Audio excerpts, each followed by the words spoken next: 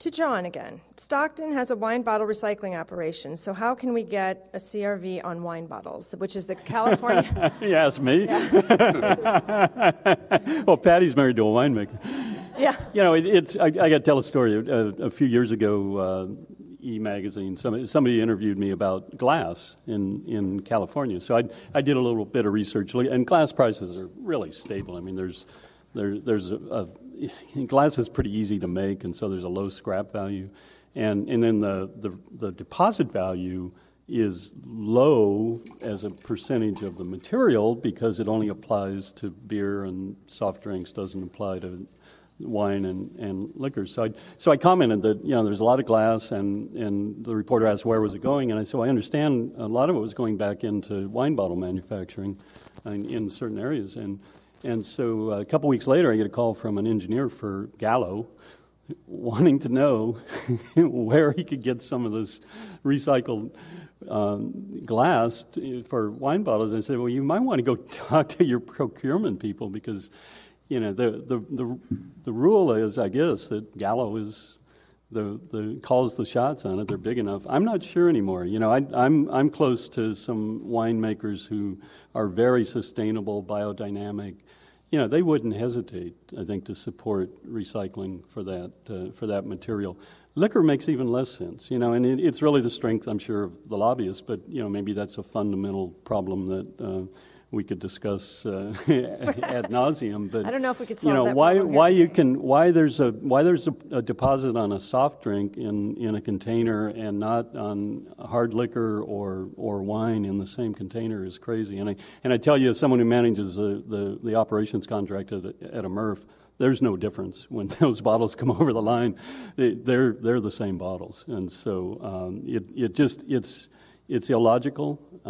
It's almost immoral. You know, we should flip it the other way, and why charge on? Well, soft drinks aren't my favorite, but you know, but why are we not charging on bourbon, but we are charging on sodas? So. And I will mention that at the CRA conference, we had Neil Hasty speak from British Columbia.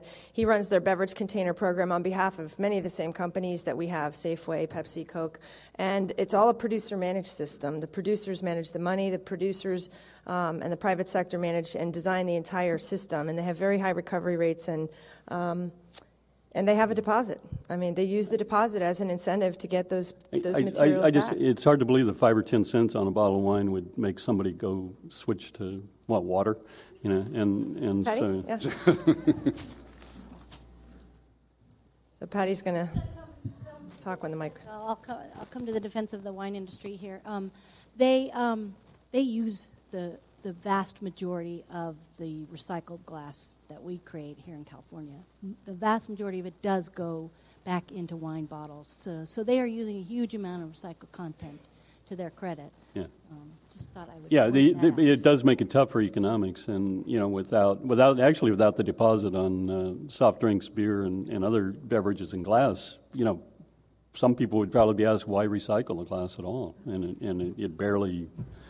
You know, it's certainly the least efficient of all the materials. But, you know, go back to Gary's item on the refillables.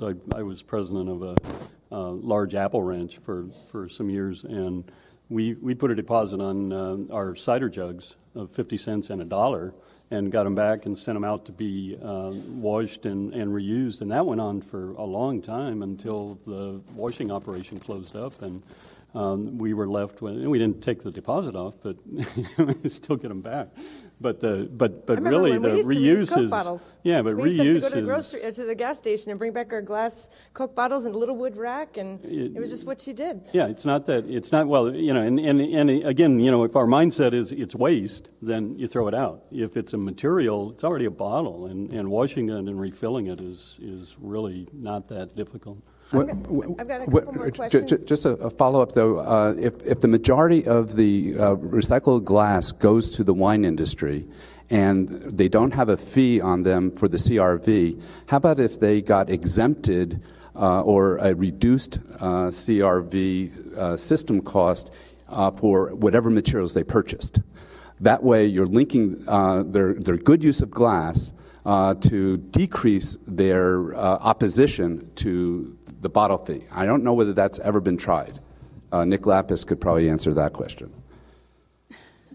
Nick works for Californians Against Waste. So, Nick, did you want to respond? Don't know if that's been tried. Okay. He says he doesn't know if that's been tried. Okay, so we'll get on to another question. This one, it doesn't say who it's for, so if anybody wants to answer it. I know several of you mentioned permanent streamlining was an important thing that we need to work on in California in order to get the infrastructure back and the jobs back. Is there capital investment unable to be spent due to cost or difficulty permitting? Or does it just add to the cost of building infrastructure? Do you want to take that one, Ray? Yeah, I'll take a shot at that. In the discussions that we've had on a variety of projects, be it a commercial development, be it a utility facility, whatever, the bottom line is this: it just, from an equity investment standpoint, it's all about risk.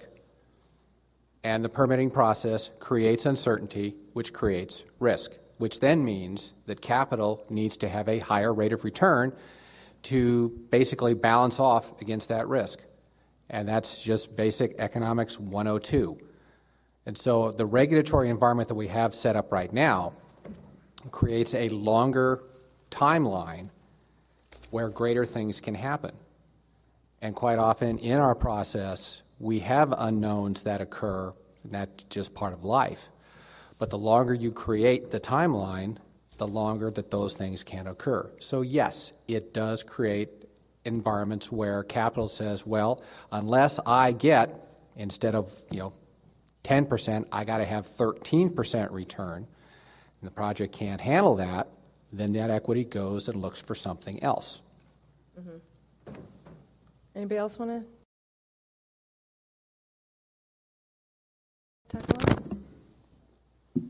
No. I can tell you that I had been working on a project on mercury lighting, which is a real problem for local governments. Very expensive, sometimes as much as $7,000 a ton to manage. And I asked why we didn't have more facilities in California. We only have one in Hayward and then one in Ontario. And I talked to the gentleman in Ontario and he said, well, I want a site in the Central Valley.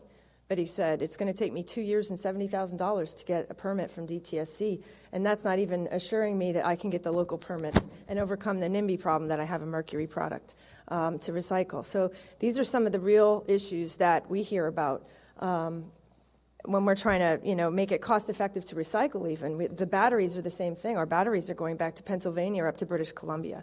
And we're trying to work on getting a battery recycling facility here in California.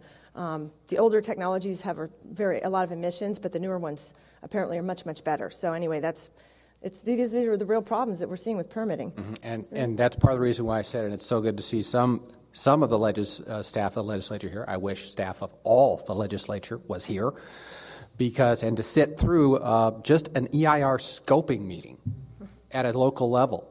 And have someone and have an EIR consultant go, okay, that's 18 months to go through all of these steps here, $450,000, and we may run into this, or we have to check out that. I mean, to hear that firsthand, and then to watch the project proponent's eyes glaze over, and go, you've got to be kidding me. I mean, that's the reality that we're dealing with right now. And having worked in other states, which I have, where you don't have, you have, when they talk about streamline their permit process, they're not talking about cutting it down for months. They're talking about cutting it down to a couple of weeks. And then having that, where that equity discussion's looking at, gee, where am I going to site my facility? Well, guess what? Where they'll go where the risk is less. So needing to sit in and see what everyone up here has been talking about of what the regulatory process has become on the ground, that's really important, because then you can start to ask the question, well, what would it take to change that? And then there's plenty of us in this room that would be more than happy to talk to the legislators about this is the reality of how you could change this. But that's why I said that's so important. So I encourage those people here from the legislature, find some local entity here that's going through the permit process now and find out when those meetings are and go sit in and watch what's going on. Yeah. Maybe one of the things that could come out of this today is a work group on permit streamlining and inviting some of the legislative staff to participate who are interested. And maybe even doing a case study on one project and giving real examples of how this is playing out, because it's easy to say it's hard or it takes a long time, but when you actually see it and hear it, I think it gives it a totally different feel. And that would leave us with the next question, which is very related to the NIMBY problem, the not in my backyard